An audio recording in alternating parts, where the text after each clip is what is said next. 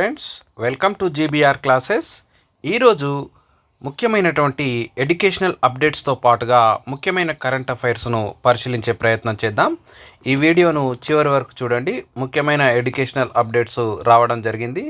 అదేవిధంగా నా ఛానల్ని సబ్స్క్రైబ్ చేసుకొని మరి ఛానల్లో గ్రూప్స్కి సంబంధించిన వివిధ క్లాసెస్ను ఫ్రీగా వినడంతో పాటు వాటికి సంబంధించిన పీడిఎఫ్స్ను కూడా డౌన్లోడ్ చేసుకునే ప్రయత్నం చేయండి. మరి ఈరోజు ఎడ్యుకేషనల్ అప్డేట్స్ మరియు కరెంట్ అఫైర్స్ను ఒకసారి పరిశీలిద్దాం. ఢిల్లీ కోటపై కాషాయ జెండా. 27 ఏళ్ల తర్వాత ఢిల్లీలో అధికారంలోకి భాజపా.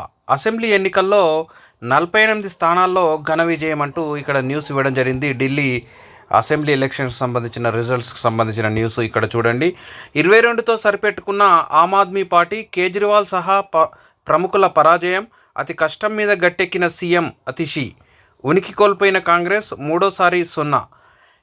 కేజ్రీని ఓడించిన పర్వేష్ వర్మే నూతన సీఎంగా మరి ఎంపిక కావడానికి అవకాశం ఉందని ఇక్కడ మనకు ఎలక్షన్కు సంబంధించిన న్యూస్ ఇక్కడ మనం చూడొచ్చు. ఇక్కడ మరి బీజేపీ 27 ఏళ్ల తర్వాత మరి ఢిల్లీలో అధికారంలోకి రావడం జరిగిందని ఇక్కడ న్యూస్ సారాంశం చూసినట్టయితే చూసాము. నెక్స్ట్ చూద్దాం. 3,000 కోట్ల పనులకు నెలాఖరులోపు కార్యాచరణ. మీరాలం చెరువుపై వంతెనను పర్యాటక ప్రాంతంగా తీర్చిదిద్దాలి. సీఎం రేవంత్ రెడ్డి ఆదేశం. జీహెచ్ఎంసీ పరిధిలోని ప్రాజెక్టులపై సమీక్ష. జీహెచ్ఎంసీ పరిధిలోని ఉన్నటువంటి వివిధ ప్రాజెక్టులపైన సమీక్ష నేపథ్యంలో మరి మీరాలం చెరువుపై ఉన్నటువంటి వంతెను పర్యాటక ప్రాంతంగా తీర్చిదిద్దాలని ఆదేశించడాన్ని ఇక్కడ మనం న్యూస్ చూడొచ్చు. నెక్స్ట్ చూసినట్టయితే సివిల్ సర్వీసెస్ పరీక్ష దరఖాస్తు గడువు పొడిగింపు. ఇక్కడ చూడండి, సివిల్ సర్వీసెస్ ప్రిలిమినరీ పరీక్షకు దరఖాస్తు చేసుకునే గడువును యూపీఎస్సీ ఈ నెల 18 వరకు పొడిగించింది. తొలుత ఈ నెల 11న సాయంత్రం 6 గంటల వరకు గడువు ఉండగా దానిని తాజాగా పొడిగించారు. ఇందుకు కారణాలను కమిషన్ వివరించలేదు. తమ దరఖాస్తులో ఏవైనా సవరణలు చేయాలనుకునే అభ్యర్థుల కోసం వెబ్సైట్లో ఒక కరెక్షన్ విండోను ఈ నెల 19 నుంచి 25 వరకు తెరిచి ఉంచుతారని ఇక్కడ న్యూస్ చూడొచ్చు. మరి సివిల్ సర్వీసెస్ అప్లికేషన్ గడువు అనేది 11th నుంచి 18th వరకు పొడిగించారని న్యూస్ యొక్క సారాంశంగా మనం చూడొచ్చు. నెక్స్ట్ చూసినట్టయితే టీజీ ఈసెట్ షెడ్యూల్ విడుదల. మార్చి 3 నుంచి దరఖాస్తుల స్వీకరణ. మే 12న ఆన్లైన్లో పరీక్షలు. తెలంగాణ రాష్ట్ర engineering common entrance test schedule విడుదలైంది. పాలిటెక్నిక్, బీఎస్సీ గణితం కోర్సులు పూర్తి చేసిన వారికి బీటెక్, బీ ఫార్మసీ కోర్సుల్లో లేటరల్ ఎంట్రీ విధానంలో 2వ సంవత్సరంలో ప్రవేశాలకు ఈసెట్ రాయాల్సి ఉంటుంది. ఈ నెల 25న ఈసెట్ నోటిఫికేషన్ విడుదల చేయనున్నారు. ఈ మేరకు మాసప్ ట్యాంక్లోని ఉన్నత విద్యామండలిలో శనివారం నిర్వహించినటువంటి సెట్ కమిటీ సమావేశంలో ఈసెట్ షెడ్యూల్ను విడుదల చేశారు. మార్చి 3 నుంచి ఏప్రిల్ 19 వరకు దరఖాస్తులు స్వీకరించనున్నారు. ఎస్సీ, ఎస్టీ, దివ్యాంగ అభ్యర్థులు 500, మిగతా వారు 900 పరీక్ష ఫీజుగా చెల్లించాల్సి ఉంటుందని తెలిపారు.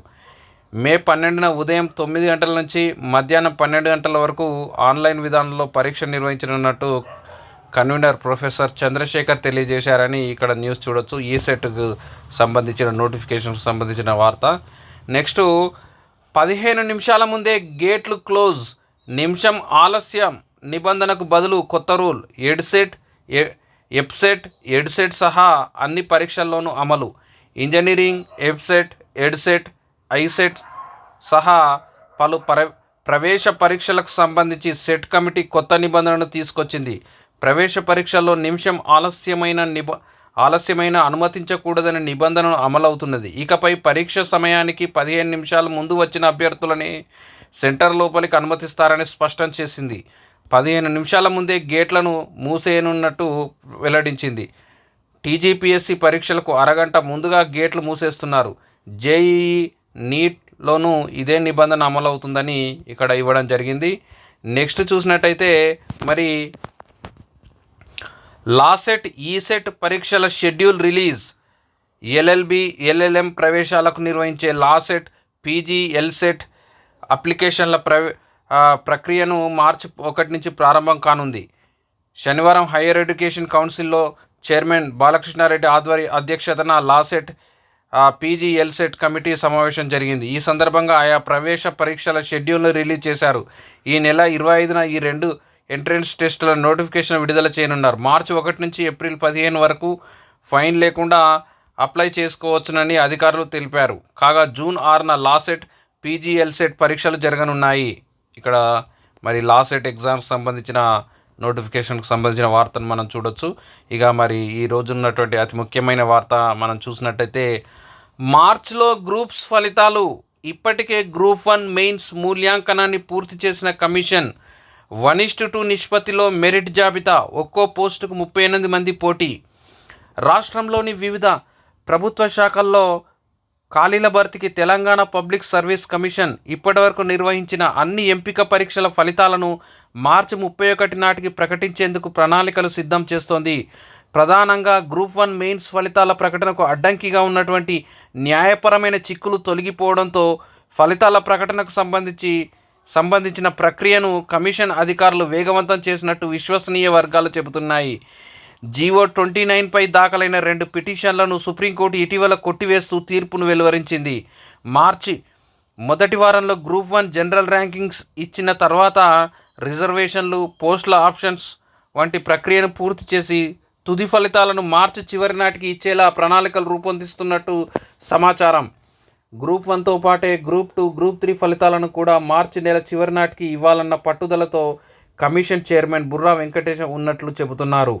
మార్చి నెలాఖరుకు తమ వద్ద పెండింగ్లో ఉన్న అన్ని పరీక్షల ఫలితాలను ప్రకటించి ఏప్రిల్లో కొత్త జాబ్ క్యాలెండర్ను ప్రకటించేందుకు కమిషన్ సన్నాహాలు చేస్తోంది.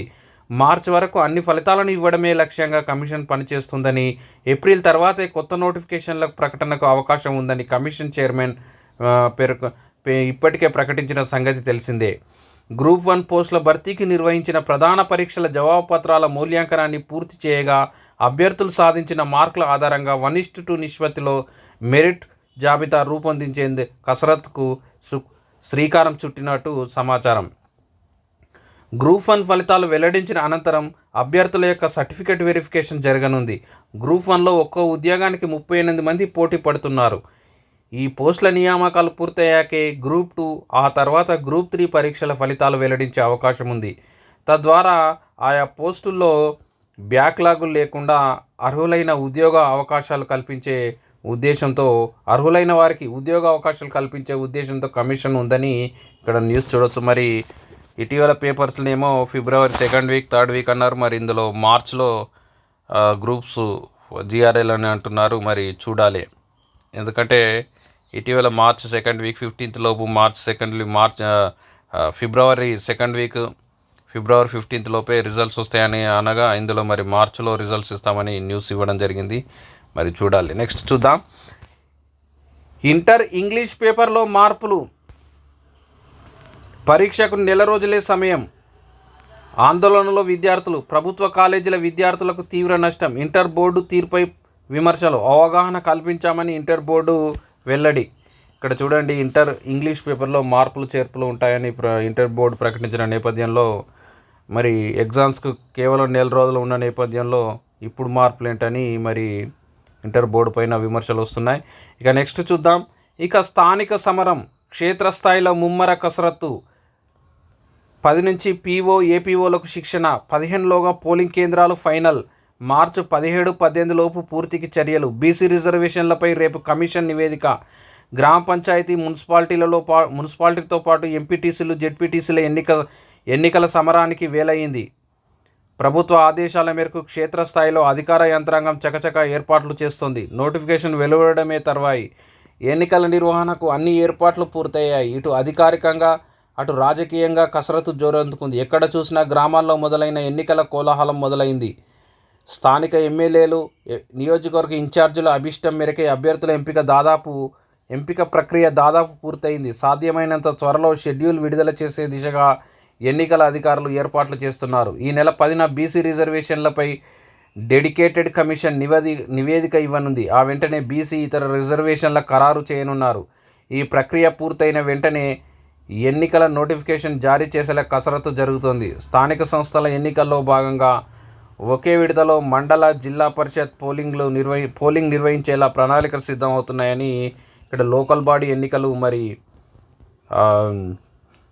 మార్చి 17, 18 లోపు పూర్తికి ఏర్పాట్లు చేస్తున్నారని ఇక్కడ న్యూస్ చూడొచ్చు. నెక్స్ట్ చూసినట్టయితే పంబన్ 2.0 ప్రారంభానికి సిద్ధమైన కొత్త వంతెన, నిలువున పైకి లేచే వంతెన, దేశంలో మరో ఇంజనీరింగ్ అద్భుతమని ఇక్కడ ఇవ్వడం జరిగింది. పంబన్ వద్ద ఇప్పటికే ఉన్నటువంటి వంతెనతో పాటు మరి రెండో కొత్త వంతెన ఇక్కడ ప్రారంభమైందని ఇక్కడ న్యూస్ చూడొచ్చు.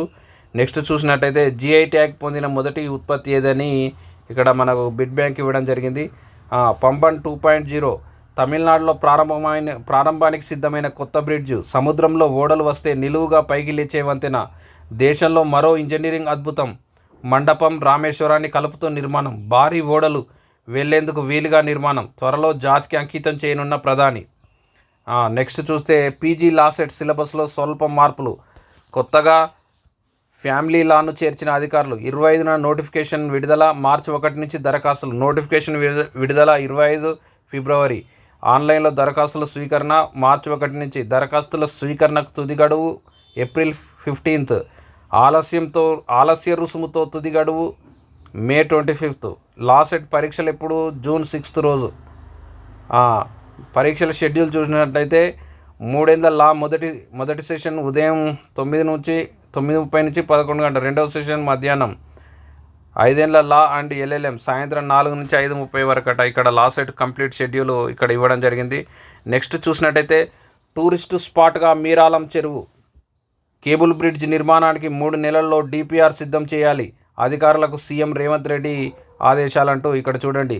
30 నెలల్లో నిర్మాణం పూర్తి చేయాలి, చెరువు చుట్టూ భారీ పార్క్ నిర్మాణానికి యోచన, పురపాలక జిహెచ్ఎంసీ అధికారులతో సీఎం రివ్యూ అని ఇంతకుముందు చూసాం మనము. జిహెచ్ఎంసీకి సంబంధించిన రివ్యూ మీటింగ్లో మరి మీరాలం ట్యాంక్ను, మీరాలం చెరువును టూరిస్ట్ స్పాట్గా అభివృద్ధి చేయాలని ప్రభుత్వం నిర్ణయించిందని ఇక్కడ చూడొచ్చు.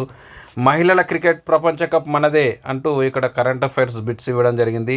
నెక్స్ట్ చూసినట్టయితే 16 నుంచి పెద్దగట్టు జాతర, సూర్యాపేట జిల్లా చివ్వేంల మండలంలోని దురాజుపల్లి లింగమంతుల స్వామి పెద్దగట్టు జాతర ఈ నెల 16 నుంచి 20 వరకు జరగనుంది. రాష్ట్రంలో 2 ఏళ్లకోసారి జరిగే ఈ మహాజాతరలో మేడారం తర్వాత రెండవదిగా ప్రసిద్ధి చెందింది. జాతరలో తొలి అంకమైన దిష్టి పూజను ఈ నెల 2న నిర్వహించారు. దీనికి తెలుగు రాష్ట్రాలతో పాటు ఛత్తీస్గఢ్, ఒడిశా, మహారాష్ట్ర, మధ్యప్రదేశ్, తమిళనాడు రాష్ట్రాల నుంచి భక్తులు భారీ సంఖ్యలో తరలివస్తారు. ఈసారి 10 లక్షల మంది వస్తారని అంచనా. రాష్ట్ర ప్రభుత్వం కేటాయించిన 5 కోట్లతో పంచాయతీరాజ్, ఆర్డబ్ల్యూఎస్, విద్యుత్ శాఖ, పురపాలక అధికారులు ఏర్పాట్లు చేయడంలో నిమగ్నమైనని ఇక్కడ చూడండి. పెద్దగట్టు జాతర దురాజుపల్లి జాతర అంటారు, దానినే మరి లింగమంతుల స్వామి జాతర అని కూడా అంటారు. మరి ఇది 2 ఏళ్లకోసారి 4 రోజుల పాటు జరిగే జాతరగా, మరి సమ్మక్క సారక్క జాతర తర్వాత రెండవ అతిపెద్ద జాతరగా ఈ జాతరను మనం పేర్కొనవచ్చు. నెక్స్ట్ చూసినట్టయితే మార్చి 1 నుంచి లా సెట్ దరఖాస్తులు. ఈ సెట్కు మార్చి 3 నుంచి ప్రారంభం. లా సెట్కు మార్చి 1 నుంచి, ఈ సెట్కు మార్చి 3 నుంచి ఆన్లైన్ దరఖాస్తుల స్వీకరణ ప్రారంభమవుతుంది. ఈ మేరకు ఉమ్మడి ప్రవేశ పరీక్షల కమిటీ శనివారం ఖరారు చేసిందని ఇక్కడ మరి లా సెట్ మరియు ఈ సెట్ దరఖాస్తులు ప్రారంభమవుతున్నాయని. మార్చి 1 నుంచి లా సెట్, మార్చి 3 నుంచి ఈ సెట్కు అప్లికేషన్లు ప్రారంభమవుతున్నాయని ఇక్కడ చూడొచ్చు. లా సెట్ జూన్ 6న, ఈ సెట్ మే 12న పరీక్షలు జరుగుతాయని గుర్తుంచుకోవాలా. క్రయోజెనిక్ వ్యాక్యూమ్ ప్రజ్వలన పరీక్ష విజయవంతం. స్వదేశీ పరిజ్ఞానంతో తయారైన CE-20 క్రయోజెనిక్ ఇంజన్ను శూన్య వాతావరణ పరిస్థితుల్లో మండించే పరీక్షను విజయవంతంగా నిర్వహించినట్టు ఇస్రో శనివారం ప్రకటించింది. తమిళనాడులోని ఇస్రో ప్రొపల్షన్ కాంప్లెక్స్లో దీనిని నిర్వహించారు. మానవ సహిత అంతరిక్ష యాత్ర గగన్యాన్లో ఉపయోగించే LVM-3 రాకెట్లో ఈ క్రయోజెనిక్ ఇంజన్ కీలకం. రోదసీ యాత్ర మార్గ మధ్యంలో క్రయోజెనిక్ ఇంజన్ను రీస్టార్ట్ చేసేటప్పుడు నెలకొనే పరిస్థితులను ఈ పరీక్షలో అనుకరించారని ఇక్కడ చూడండి. మరి క్రయోజెనిక్ వ్యాక్యూమ్ ప్రజ్వలన పరీక్ష విజయవంతమైందని ఈ న్యూస్ మనం చూడొచ్చు. నెక్స్ట్ చూసినట్టయితే ఫోర్బ్స్ జాబితాలో బాంజు వ్యవస్థాపకుడు ఎడ్యుటెక్ అంకురం. బాంజు వ్యవస్థాపకుడు CEO Neelakantha Bhanu Forbes 30 under 30 2025 జాబితాలో స్థానం సంపాదించాడని ఇక్కడ చూడొచ్చు. 2022లో ఆసియా జాబితాలోనూ ఆయన పేరుంది. విద్యార్థులకు గణితం సులభంగా అర్థమయ్యేలా బోధించడం ఈ అంకురం యొక్క ప్రత్యేకత. సంస్థ సహా వ్యవస్థాపకుడు దేవులపల్లి లక్ష్మి ప్రచోదన్, అల్లూరు ఉదయ్ కిరణ్, జొన్నలగడ్డ సాయి కృష్ణకాంత్లు ఫోర్బ్స్ జాబితాలో ఉన్నారని ఇక్కడ చూడొచ్చు. గత ఏడాది సిరీస్ బి ఫండింగ్లో భాగంగా 140 కోట్ల వరకు నిధులను బాంజు సమీకరించిందని ఇక్కడ చూడొచ్చు. ఫోర్బ్స్ జాబితాలో బాంజు వ్యవస్థాపకుడైనటువంటి నీలకంఠ్ భాను ఫోర్బ్స్ 30 అండర్ 30 జాబితాలో చోటు సంపాదించుకున్నాడని కరెంట్ అఫైర్ పరంగా గుర్తుంచుకోవాలా. నెక్స్ట్ చూసినట్టయితే అలోవెరా నుంచి విద్యుత్తు. అలోవెరా మొక్కలు విద్యుత్తును ఉత్పత్తి చేయగలవని తెలుసా? అదే విషయం చెబుతున్నారు ఒంగోలులోని క్విజ్ ఇంజనీరింగ్ కళాశాల విద్యార్థులు. అక్కడ నిర్వహించిన క్విజ్ ఫెస్ట్ 2025లో వీరు తమ ప్రయోగాన్ని ప్రదర్శించారు. గడియారం బ్యాటరీలో ఉండే నల్లని కడ్డీ కేథోడ్ని ఓ తీగకు, బ్యాటరీ చుట్టూ ఉండే కవచంను మరో తీగకు అనుసంధానించారు. వీటిని అలోవెరా గుజ్జులోకి వెళ్ళేలా గుచ్చాలి. ఆ గుజ్జులో నిరంతరం ఎలక్ట్రాన్ల ప్రవాహం ఉంటుంది. వీటిని ఎలక్ట్రోడ్లు గ్రహించడంతో విద్యుత్ సరఫరా ఈ బల్బు వెలుగుతుందని మరి అలోవెరా నుంచి విద్యుత్తును ఉత్పత్తి చేశారని ఒంగోలులోని క్విజ్ ఇంజనీరింగ్ కళాశాల విద్యార్థులు అని గుర్తుంచుకోవాలా. యుఎస్ ఎయిడ్పై ట్రంప్నకు ఎదురుదెబ్బ.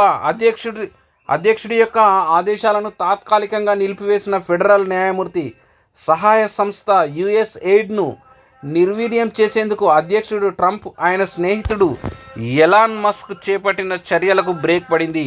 ఈ సంస్థల్లో పనిచేస్తున్న వేలాది మంది సిబ్బందిని ఉద్యోగం నుంచి తొలగించే ప్రణాళికలను తాత్కాలికంగా నిలిపివేయాలని ఫెడరల్ న్యాయమూర్తి ఒకరు ఆదేశించారు. విదేశాల్లో పనిచేస్తున్న యుఎస్ ఎయిడ్ సంస్థ సిబ్బంది వారి కుటుంబాలను ప్రభుత్వ ఖర్చుతో అమెరికాకు తీసుకొచ్చేందుకు 30 రోజుల పరిపాలనాపరమైన సెలవులో ఉంచడానికి సంబంధించిన ఆదేశాలను అడ్డుకునేందుకు US district judge Carl Nichols అంగీకరించారు.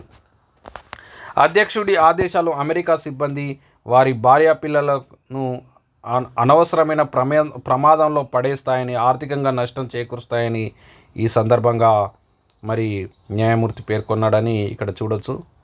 ఇంతటితో మరి ఈరోజు ఉన్నటువంటి కరెంట్ అఫైర్స్ ఎడ్యుకేషనల్ అప్డేట్స్ పూర్తయ్యాయి. మరి నా ఛానల్ని సబ్స్క్రైబ్ చేసుకొని ఛానల్లో ఉన్నటువంటి గ్రూప్స్ క్లాసెస్ను ఫ్రీగా వినండి. మరి వాటికి సంబంధించిన పీడిఎఫ్స్ను కూడా అందుబాటులో ఉంచడం జరుగుతుంది. అంతేకాకుండా డైలీ కరెంట్ అఫైర్స్ మరియు ఎడ్యుకేషనల్ అప్డేట్స్ను 2-3 అవర్స్ అనేక పేపర్లు చదివి వాటికి సంబంధించిన న్యూస్ను క్రోడీకరించి అందించడం జరుగుతుంది. కావున మరి మన ఛానల్ని సపోర్ట్ చేసి వీలైనంత మీ మిత్రులకు షేర్ చేస్తారని ఆశిస్తూ మరి నెక్స్ట్ క్లాస్లో మళ్ళీ కలుద్దాం. ఈరోజు ఈవినింగ్ మళ్ళీ తెలంగాణ కల్చర్కి సంబంధించి 50 క్వశ్చన్స్తో ఒక క్లాసు అత్యంత ప్రామాణికంగా రూపొందించడం జరుగుతుంది. ఓకే, నెక్స్ట్ క్లాస్లో మళ్ళీ కలుద్దాం. Thank you friends.